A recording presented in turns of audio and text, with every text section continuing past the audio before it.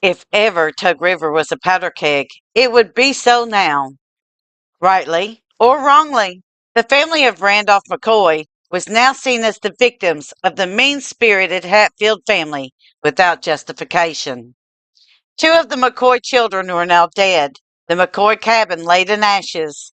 Sarah McCoy was almost beaten to death, and Randolph and the remaining children were almost frozen to death in the early morning hours of January 1st, 1888. Retribution and vengeance for this act was now underway. Come along with us as Bad Frank Phillips gathers a posse to hunt the Hatfield family down for justice. All aboard the Kentucky Tennessee Living Time Machine. Please fasten your seatbelts and keep your arms and legs inside of the vehicle at all times. But to get going, we need your help. We still need to fire up that time machine to transport us. Please help us by clicking on the like, subscribe, and bell notification buttons down below. Not only does this fire up the time machine for our flight back in time, but it convinces the YouTube algorithm that we need a bigger vehicle to reach more people who love history as much as you do. Now, back to our story. While we usually go in deeper about the events that happened in our stories, the story of the burning down of the McCoy cabin was pretty straightforward. Calvin and Alifair McCoy were killed on January 1st, 1888. However, in a lot of the stories, the murder of Calvin is often overlooked, and it would be the murder of Alifair that would stir up trouble in both Kentucky and West Virginia. We are pretty sure that the events surrounding the burning of the McCoy cabin was not accurate. However, we are pretty sure that the article did hit the high spots pretty well from everything that has come out about that night so far in all of the sources. In later videos, we will discuss the calls for the state of Kentucky to step in and bring in the Logan regulators, and the response from Kentucky about the whole feud. But for now, we will begin with Chapter 9, with the reading of the Sun newspaper. Quote, Chapter 9, Raiding the Hatfields. The murderer of Alifair aroused Pike County as it had not been aroused since the Civil War. The mountaineers have chivalry, if not courage, and they were ready after a fashion to avenge the murder of a woman. Out of a host of volunteers, Frank Phillips selected 23 men, and early on the morning of January 6th, rode out of Pikeville to raid Logan County for the indicted Logan regulators. They reached Aunt Hatfield's home on the bank of Tug River, opposite the mouth of Peter Creek, at night. Of course, Aunt was not at home, but the women and children were, and they were terribly alarmed. Jim McCoy and 5 others stayed there that night, one keeping guard all the time, of course. Next morning, very early, the mob went down to Thacker Creek, where Shane Farrell lives, and took him along to prevent him from giving an alarm.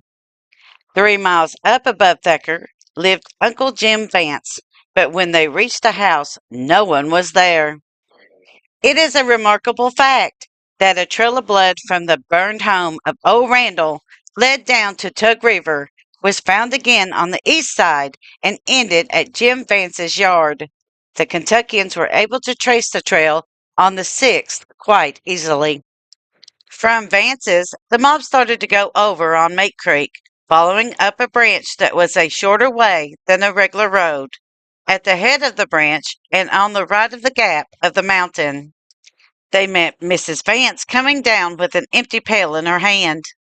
She had been carrying breakfast up to Uncle Jim and to Cap, who had slept in that mountain. As she saw the mob, she turned and shouted, quote, Here they come, unquote. Quote, How many? Unquote, asked Uncle Jim.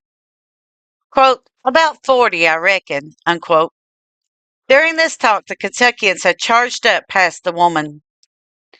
Uncle Jim yelled, quote, Halt, and then shouted, Charge 'em, boys, rally, boys, charge 'em, unquote, and at the same time began to shoot. The orders, except the first, were bluff, for there were no boys there to rally except Cap Hatfield, who flunked and ran like a sheep with dogs after it. He did not even shoot one shot. But Uncle Jim was too old to run, and made a virtue of necessity. He dodged behind a locust stub, still several feet high and 8 inches thick, and taking aim at Frank Phillips, who led the mob, fired. Phillips is a remarkably cool-headed desperado. Just as the old man got his gun to face Phillips, dropped to the ground, and the bullet passed harmlessly over his head. Then he jumped up and fired as he ran forward to gain the shelter of a tree. But the old man fired again and again. Phillips dodged. This seems almost incredible, but the story is told by both parties.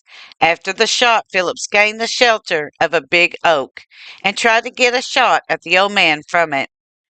As he peered around, he saw the old man had the drop on him and dodged back just in time. The bullet knocked a shower of bark into Philip's face. But at the same instant, Phillips levied his gun and fired square at the center of the stump that concealed the old man.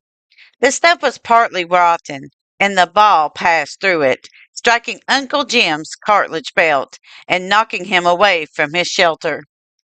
Before the old man could recover himself, Phillips had pumped in a fresh cartridge and shot him through the body.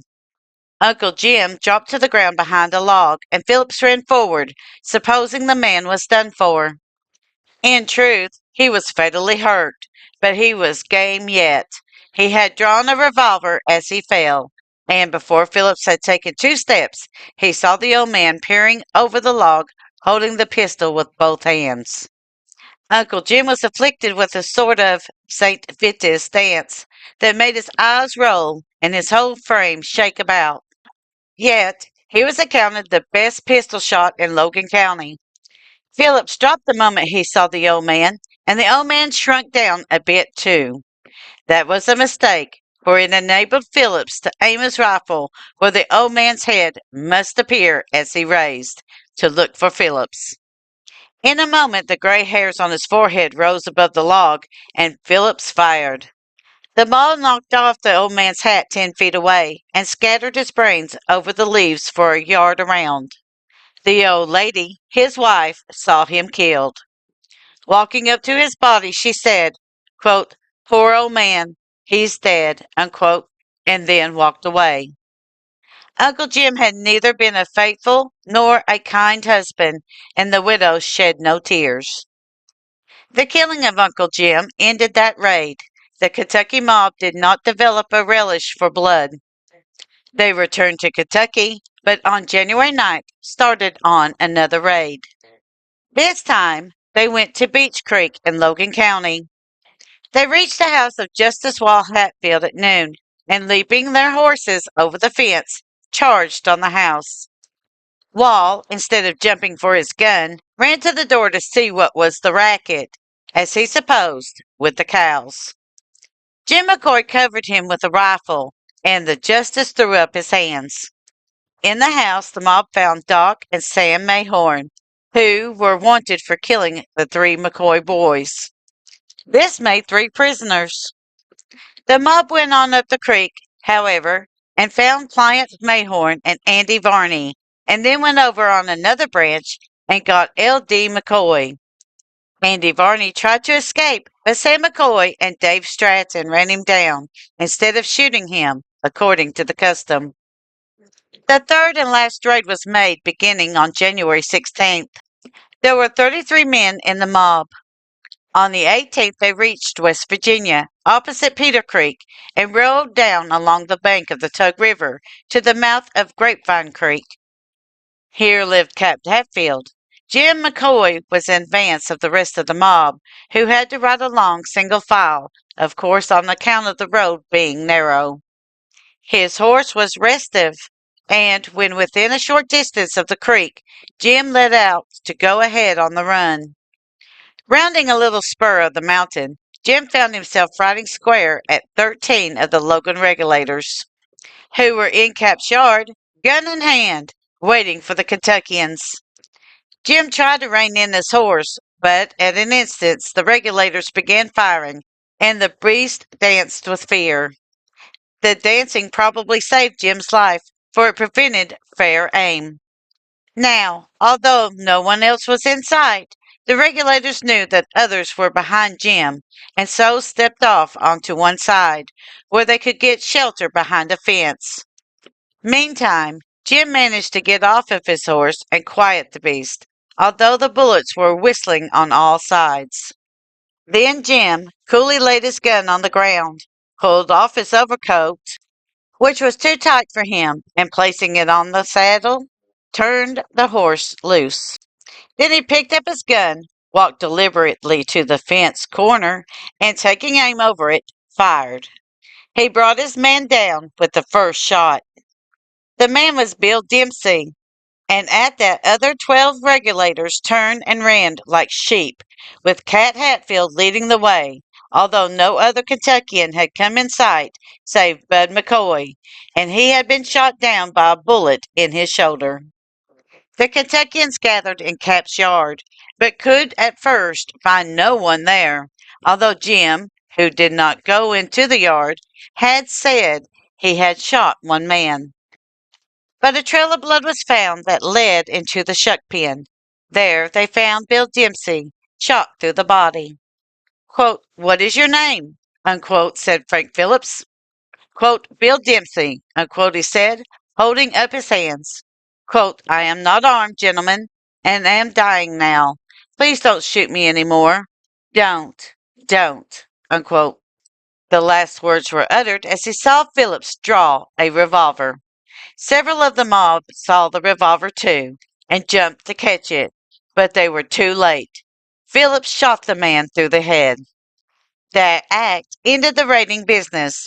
It was especially bad for the Kentuckians, for Dempsey was there as a lawful police officer to arrest raiding parties. But the raids had affected the Hatfields much as the deeds of the regulators had previously affected the McCoys, only worse. They immediately abandoned their farms and moved over to Island Creek in the neighborhood of Logan Courthouse, and here they are now. Johnsey is in Colorado. Unquote. Thank you. Kentucky Tennessee Living would like to thank you for watching our video series on the myths and truths of the Hatfield and McCoy feud. Don't forget to hit that like button, as the more likes we receive, the more likely YouTube is to suggest our videos to other viewers. Also, to receive notice when we upload a new video, be sure to subscribe and click the bell notification button. Be sure to double check that you are subscribed. Some of our viewers are finding that they are no longer subscribed to our channel. We thank you for continuing to support Kentucky Tennessee Living as we are discovering the mysteries in Appalachian history.